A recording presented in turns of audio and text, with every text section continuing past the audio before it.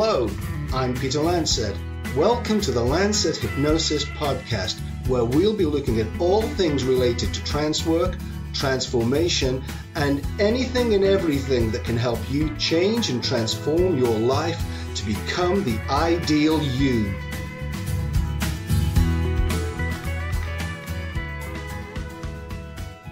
Okay, so that's who we are, and now let's get on with the show.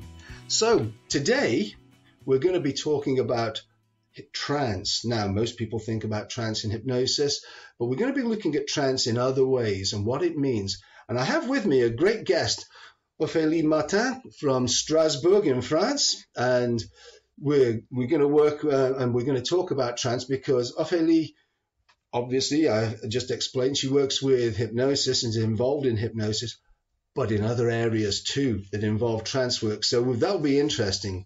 So do feel free to say hello, Ophelie. Hi, everyone. Hi, Peter, and thank you for having me on your show. No, it's my honor to have you here, Ophelie, because you are going to come up with some interesting aspects of trance work that, you know, a lot of us won't be involved with and won't know.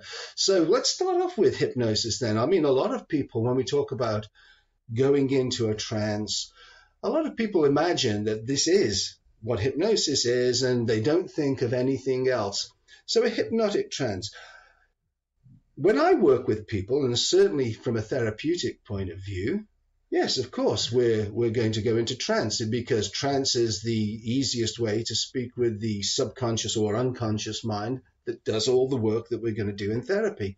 That's how I believe it. It's my opinion, and it's a lot of other people have that same opinion. How do you feel about that? Yeah, so trance, we are in trance every day, but it's all about certain degree and variability on how deep you can go or how light you can go. Under hypnosis, we know today that you don't need to be in a deep trance to have result. Yeah. This is why there is as well the NLP. You don't need to be in deep hypnosis. You just need to close your eyes and to imagine, and that's already a light trance. It's like reading a book or watching a film that provides emotions. And yeah, sorry, I didn't mean to interrupt you. Oh, sorry. No, yeah, so we are in trance all the time, every day anyway. So people sometimes are a bit scared of the word hypnosis because they think, oh, I'm not going to have to be in control of anything. The hypnotist could do anything on me, and that can raise some certain fears, and that's completely understandable. I think this is the result of the way that the media portrays it, and I don't just mean the news media. I'm on about things like in the movies and TV shows and in books and things. It's always this idea that the hypnotist is controlling somebody like Svengali or something, and making them do things that they don't want to do. There's a silent film called The Cabinet of Dr. Caligari. It was a German-made film, and that really did put trance work on the negative map, because the idea was that, you know, someone was made to go and murder other people and things. It was, and I don't think we've ever really recovered from that. With some people, they think that we can do that. They think in stage hypnosis that we're making people do things that they would never do, but that's not true, is it? No, and this is why it's important to talk about it, because, for example, I know in England, people are so much more open than France for trance and hypnosis. Really? It is such a still very stigmata, I would say, you know. Really? Oh, yeah. I have clients that are referred to me, for example, from a colleague that is working in a practice who is osteopath. Yes. The client themselves say, okay, I'm here, but to me, hypnotherapy is really woo-woo, and I'm not sure that's going to be for me. Oh, my goodness. Yeah, so you see the difference. In France, it's really, really close, even more close-minded. I mean, we do have a lot of that here in England, too. You know, people avoid. I always say that when people come to me, it's because they've tried everything else, and I am the last resort. I have on my website. I got somebody, a client, to actually sit in a video for me to explain what it's like to be in hypnosis. But of course, that's subjective. That was only her, aspect, her take on it. But it is pretty much the idea of what it's like to be in hypnosis. I always tell people, usually you can hear every word, everything that's going on, and so on. And also, something that you said at the beginning when you were speaking was really interesting. This idea of light trance and the degrees of trance. There are stages of trance that are, like the Harvard steps and things like this. I can't remember them all. But I don't work with those. I mean, I do what I need to do. And I also understand, and I think people should understand this, that there is something that we should call conversational hypnosis. Yes. Salespeople, really good salespeople, do it without knowing they're doing it. They catch your attention, they bypass certain cognitive and analytical ideas from the conscious mind, and they literally are persuading you into doing things. And I feel that, like, when someone comes to me for therapy, for example, I have a long pre-talk with them about the problem, about how we're going to resolve it, things, and I bring things into it. I use conversational hypnosis. I'll be honest with you, I do. And I'll be honest with everybody, I do. And I even tell my clients that I'll do it. They don't often know that I have. And sometimes I know that before I use the theatrical hypnosis on them and take them into a trance and things, I've already done the work. They've already changed. The transformation has already happened, and they haven't had to go into this really deep dive trance. Now, I usually do put people in a deep dive. I've seen all kinds of things where people say, oh, to do this kind of therapy, you need to go to this level of trance and so on. Personally, I think that's crazy.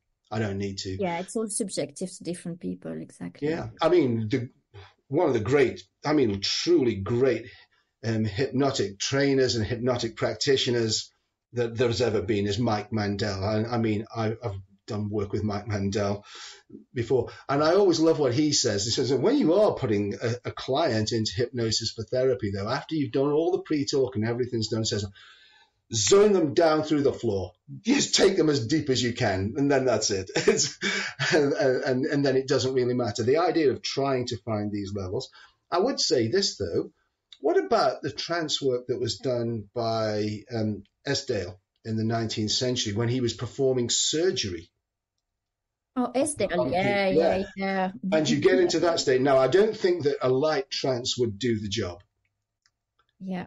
You are going into this. I think they call it the Esdale state, don't they? And you've got to be really, really deep down. I mean, because we're talking major surgery here.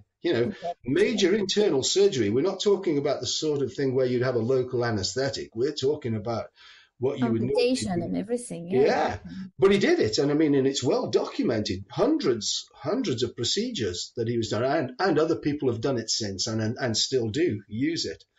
I've heard that with elderly people, really elderly, where the full anesthetic process could be so toxic and dangerous for them that they couldn't have surgery, they have been able to use hypnosis so that those people can have surgery without the toxic effect of the anesthetic. So trance does have value, doesn't it?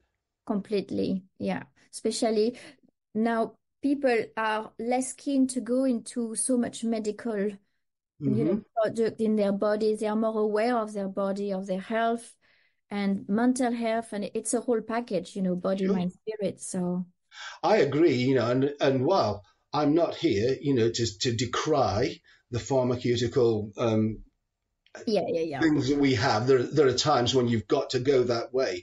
But whenever you can avoid it, why not avoid it? I never take these painkillers. I don't take aspirin or ibuprofen or paracetamol or whatever these names are. If I feel a bit of pain, I can put myself into a self-hypnotic trance and remove it. Yeah. Literally, I can. And I teach people that. When people come to me for pain management, I let them I literally teach them. removing the pain isn't really my job. I do it to show them that it works, but then I show them the technique that they can use on themselves. And we have great results with it, and they think, "Whoa, wow, how come people are not showing us this in the medical profession and things like that?" Because it's a really good practice to do. Yes. For example, my GP is really into acupuncture and acupuncture to do on the ears, etc. And he's the one who's saying, why would you take a medicine or painkiller or antidepressant when you can try other things before that? I would prefer, yes, and I would prefer that. Instead of us being the last place that people come to, why not come here first? Yes. Because if it works, then you are not putting yourself under the threat of, toxic things that you may be allergic to, that may have side effects. Have you ever looked? I mean, I'm sure everybody has. If you open some medical, tablets or whatever it is, it comes with a leaflet with tiny print of all the side effects. And I look at that sometimes and I think, well, why would I ever want to take something like that when the chances are that I might get those side effects? So I think, trying by the way, I've had acupuncture for really terrible pain I had in the shoulder and neck. I think it was stress related, to be honest with you, because but I went to see an acupuncturist, and this is when I was living in New Zealand, and this is in Auckland in New Zealand, and it literally went, and I had a worry that what's it going to feel like when he sticks those needles in me? I mean, is that going to be? But here's the strange thing: even though I was ready for the pain, I was asking him, Are you ready to start now? And he said to me, "You've already got 3 of the needles in." I was like, "My goodness, I didn't even know he'd done that." And so, it's not a difficult thing to try these alternate things, and chiropractic and things like this for joints and other things. I mean, chiropractic does more than that. But I think, the idea of being afraid of trance because it's part of an alternate way of looking at things is something that we should get people to look at in a different way. Yes, or maybe as well explaining that because we don't need such a deep trance, and often person have the wrong perception of what is trance. At the beginning, when I was working, I had people coming out of trance and they're saying, "Oh, but I was there all the time." I was like, but that's the whole point, because you're not there to work. Who's going to work? So I realized that I didn't really had a good pre-talk before. And they had a certain idea of what was trance. And once you get that out of the way, then people, they know what to experience or how they're going to experience it. And then they're very happy with what they feel. That's it. And I always tell people that when we do the work, when we use the hypnotic work, I mean, I'm being hypnotic all the time with them conversationally and things, but I tell them when we do this work that they could have an experience where they hear every word, where they know exactly what's going on all the time. They're fully aware, or their mind might drift somewhere else and then come back, and then they hear parts of it and remember. I said, it can be anything that really works for you under these conditions. You won't know until we do it, but you will be perfect. And I always tell them as well, you're not out of control. I said, if a fire alarm went off, you'd come straight out of trance, pick up your things and go and leave the room. It's not like you're in such a deep situation. It's not like being in a deep somnambulistic sleep state where you can't awaken or things like this. It's not like that at all, is it? Yeah. And that's the way that I always try to tell people that, it's not me controlling you.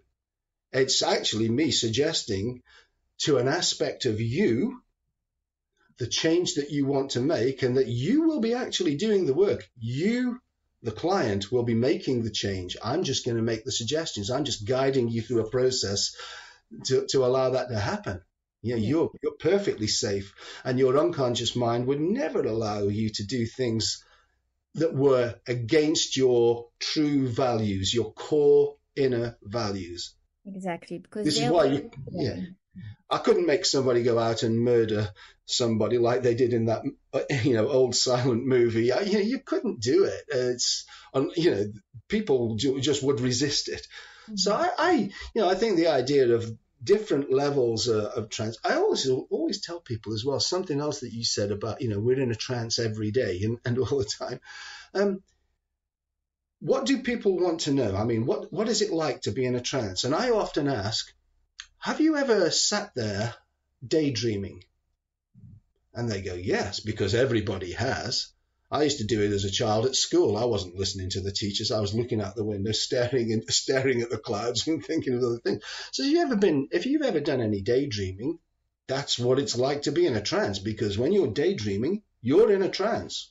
Yes, completely. Yeah? So, it's difficult to have a definition of what trance is, but giving people examples of what a trance is, I think, does make it easier to explain.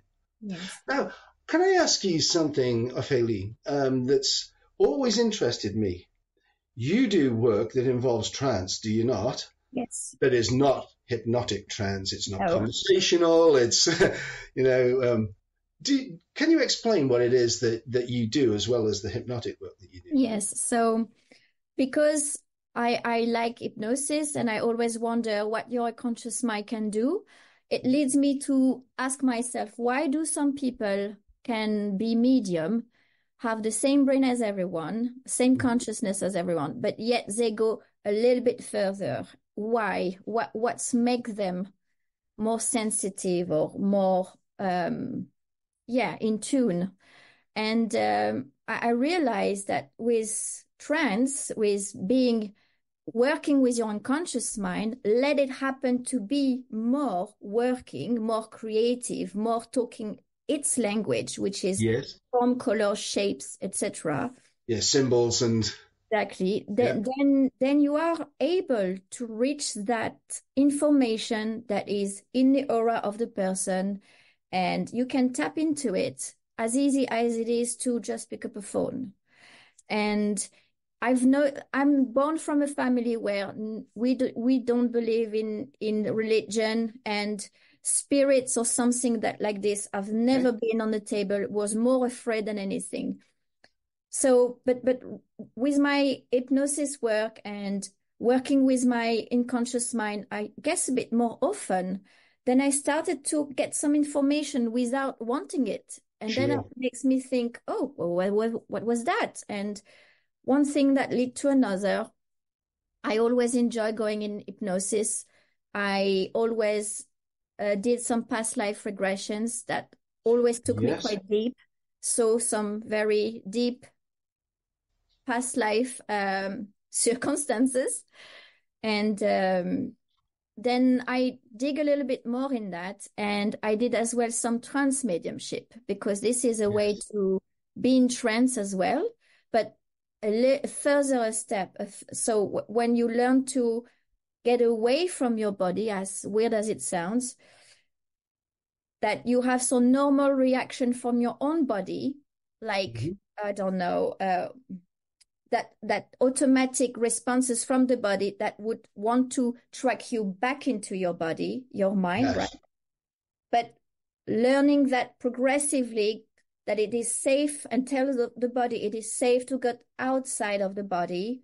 And then you can reach different state of trance where you learn to have work with your own spirit that can take over. Yeah. Now that is where we get very, very interesting. And the fact that you've had, I mean, you're not just reading this from a book, you've had the experience of this. That's right, isn't it? We know from experience, and experience is everything.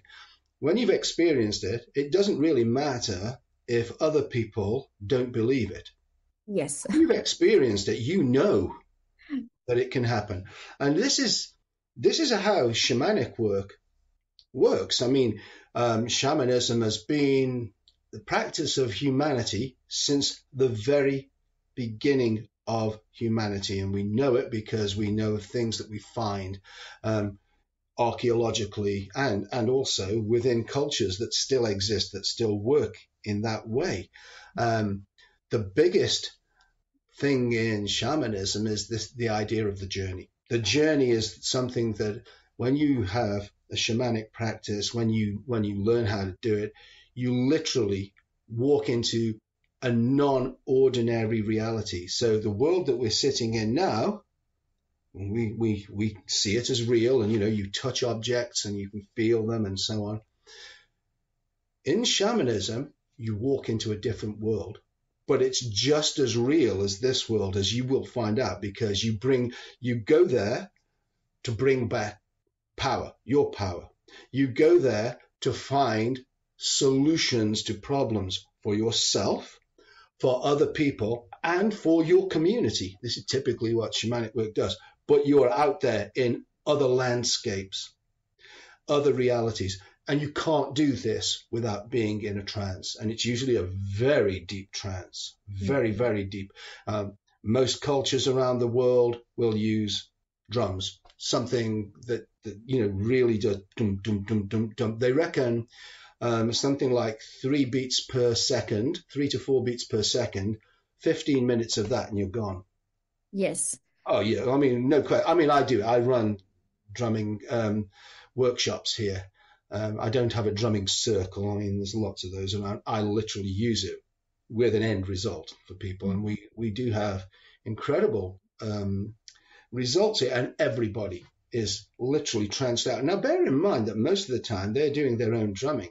Mm-hmm. If you are in an area where people are drumming and you're not drumming and you can literally let yourself go, you move in very quickly. Yeah. And in shamanic cultures, the actual shaman within a community, or which there may be more than one in most communities, but when they're working, they have someone else doing it for them and taking them into trance. I could explain this further and give examples, like on North America. You can imagine Crazy Horse sitting in a teepee while there are fires outside and people dancing and chanting and yelling and drumming. And in that teepee, he just goes, and then he'll tell you where the buffalo herd is coming from and how to find it so that you're going to be surviving the whole of the winter to come. All of that work is trance related. I mean, I have a practice here which I call suburban shamanism. I am not in any way ever going to claim that I am a shaman, although a lot of people do, and it's up to them. You can call yourself what you want. But for me, the idea of taking a lifelong practice, going into the wilderness and being out there and almost, having near-death experiences to get, the flashing journey experience in trance, I don't want to do that. But I can bring a lot of that practice here, drumming for a start, and I do know how to do it because my history has always been involved in non-alternative realities. You can take drugs to do it. I mean, a lot of people claim that all the shamanic cultures, they take things like mescaline and so on. There's magic mushrooms and things. Cactus and frog and... That's it, yeah, so, I mean, and I'm sure, that you have those experiences when you use them. But here's the thing. You don't need to take drugs. Exactly. I totally agree. Yeah. Here's the funny thing. Anthropologists who've studied shamanic cultures, here's the result. Something like 90% of shamanic cultures in this world don't take drugs. They use sound, dancing, chanting. Even like in North Africa, we hear about the whirling dervishes, and the North African culture, and they're just spinning and spinning, dancing and spinning. Can you imagine? You're in a trance at that point. Exactly. You've gone to meet whatever it is that you're trying to communicate with. But there's lots of ways of getting into trance then, isn't there? Besides like the hypnotist swinging. Yeah, of course. Yeah. There are so many ways. It's so easy. And with self-hypnosis, you can put yourself into a trance and you can convince yourself. Now, we can't really put somebody through that practice now because people listening to this, they might be driving a car, they might be operating machinery. We don't want that. But, I usually teach people, the first thing I teach people is, to use your imagination and tell yourself that your arm, your right arm or your left arm, whichever we choose, is getting heavy. It's feeling relaxed and heavy. It's getting heavier and heavier. And then notice Take a look. Focus on that arm. Is it feeling heavier? My goodness, it is. So, there are loads of ways. And when you do that, you're in a trance. But the work that you do, the mediumship work, that's something more profound. It's different and deeper. When I say profound, profundo meaning deep. I did classics, so I always throw in some Latin or Greek words here and there. So but yeah, it is profound work that you do, and you find things that in this ordinary reality, people would find it difficult to believe that that's possible. Some people need to have the experience to be persuaded, isn't it? I was going to say exactly. You don't need to believe to experience. No, you don't.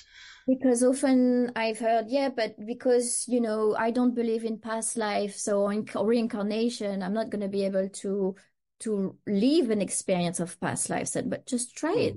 I show you, you'll see. And, they come out like, oh, wow. Well, that's it. And I have, I do past life experiences for people when I think that that's going to work well for them. When we can't find the solution in this lifetime as easily as I would normally like to, then okay, I'll say that you're probably carrying something in this life experience from a previous life experience. Some people are not ready for that. Some people don't want to go down that road. And so I have to be very, very careful who I suggest this to. But I do it with stunning effects. And what about the idea of, in fact, we should have another podcast about this, because things like between life experiences as well.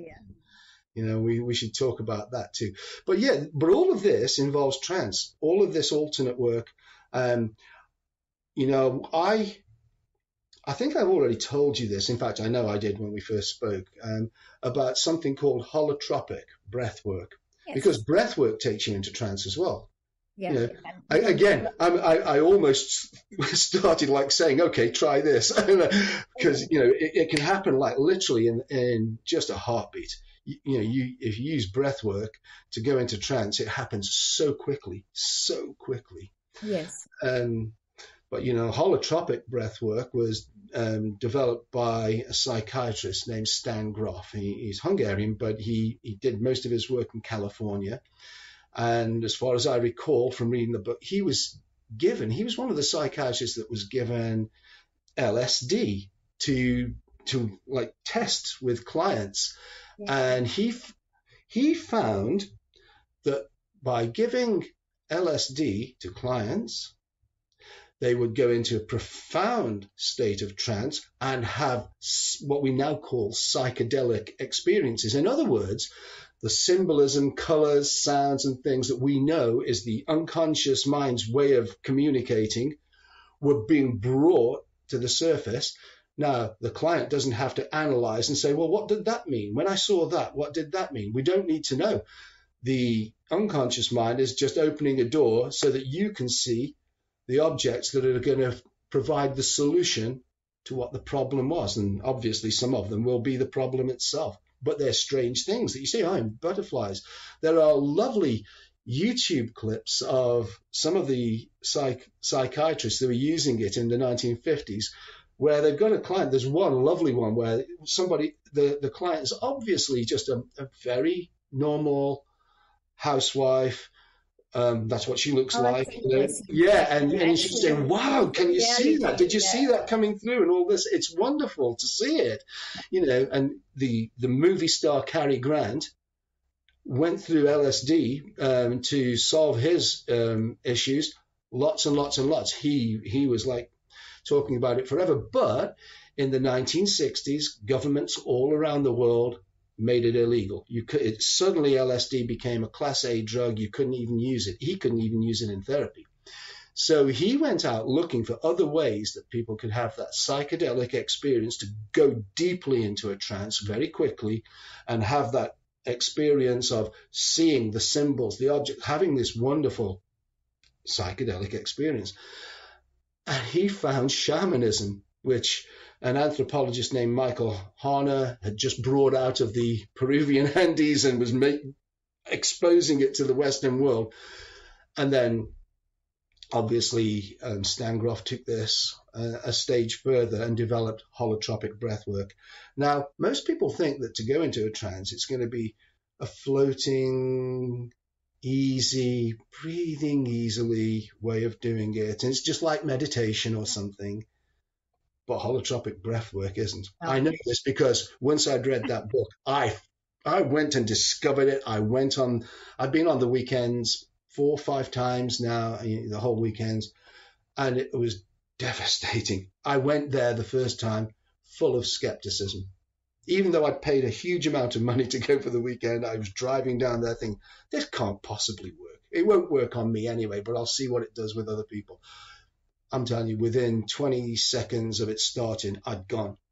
And I'd gone so deep. I was seeing things, and I was experiencing things, not just seeing them as an observer. I was seeing them through my own eyes, as it were. I was in there, in these other worlds, which is just like the shamanic journey. So holotropic breathwork does give you that experience. And there are other things, aren't there? There are other ways that we experience trance for positive, beneficial results in our lives. Yeah, I tell this to people who come to me to stop smoking too, Ophelia. I just say, okay, hold your fingers to your lips the way that you're holding a cigarette, but with no cigarette. Now breathe in, breathe out. How did that feel? How are your shoulders? And you've gone down, and you're in a trance. You're in a slight trance there. Breath work can do it so easily, and it can have a really great therapeutic value and purpose, don't you think? Yeah, because it's physiologic. It's your body, It's not no. That's why you have such a success, because there is the mind cannot resist. It's the body. The body is at rest and the body reacts, and it's the body who takes you into that trance. It's different. Yeah. Yeah, I agree with you there. I mean, because I've experienced that, yes, just like you have, and I mean, lots and lots of us have.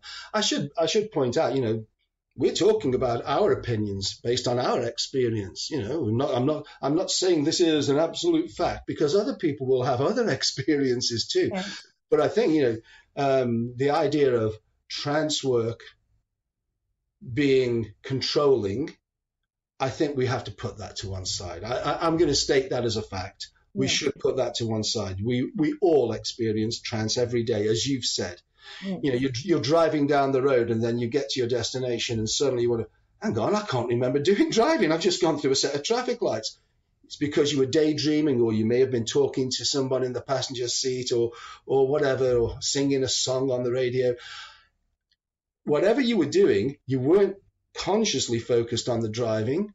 You were in a trance somewhere doing something else and allowing your unconscious mind to do the driving. And that's how powerful the unconscious mind is, which is why we use trance and hypnosis to bypass the conscious mind and, suggest to the unconscious mind, this is what we should be doing. Release that habit. Instill this new one, whatever it is we're doing, So that's what I think is brilliant. I mean, I'd really love to hear more about the mediumship work that you do. Yes. What do you want to know? Tell me. I want to know, how do you actually help people with that work? What is it that they come to, what do they usually come to you wanting? Some people most of the time are grieving. Yes, okay.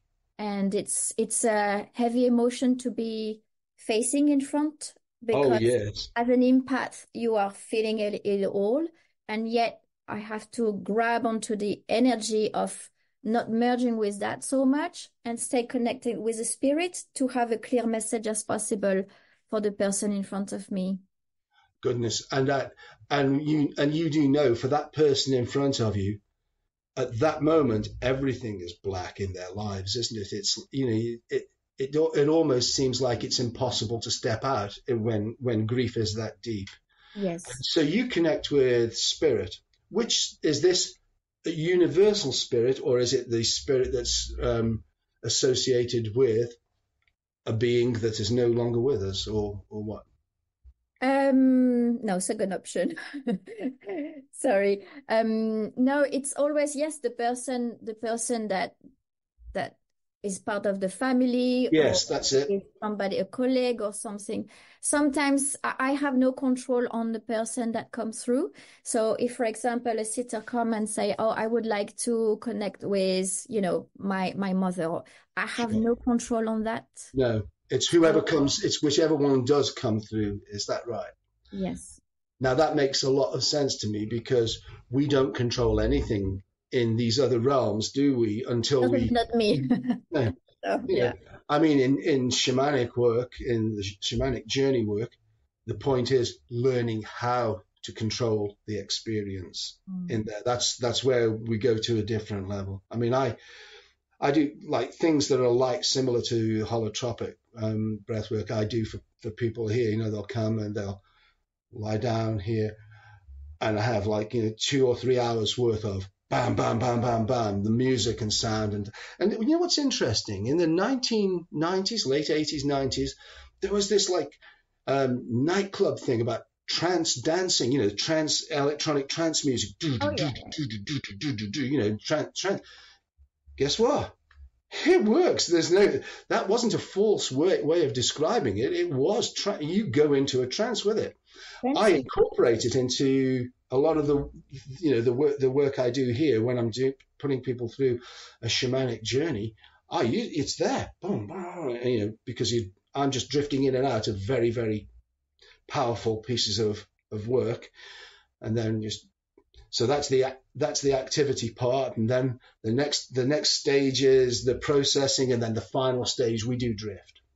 That must be wonderful. While we integrate actually, I can do it over here. If you can have a space where you could be very comfortable or lying down with headphones on, we can do it. I'll do it for you. We'll arrange that We'll arrange that. Obviously, I'm not going to do it now again because we don't know where people are going to be listening in, do we? And if I run that, I was already ready. Yeah, I know, but no, we'll arrange it. I'll give you that session, so we'll do it. But that's really cool.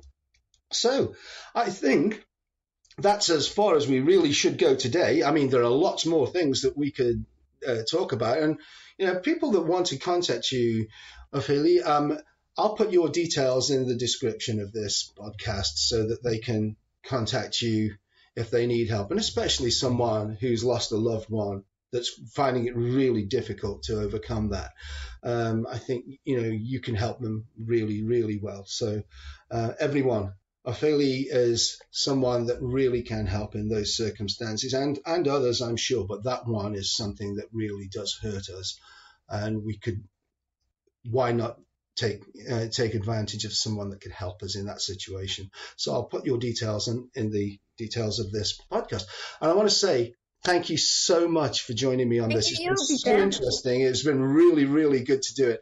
And I'm going to say goodbye to everyone now. Thank you for coming on and listening to the podcast. I hope you subscribe to it. Spotify, Amazon, YouTube. That's where you'll find us. Radio Public too, but those are the big ones. And really look forward to seeing you with us next time. Have a great day, everyone. Have a great life, everyone. See you again soon. Bye-bye for now.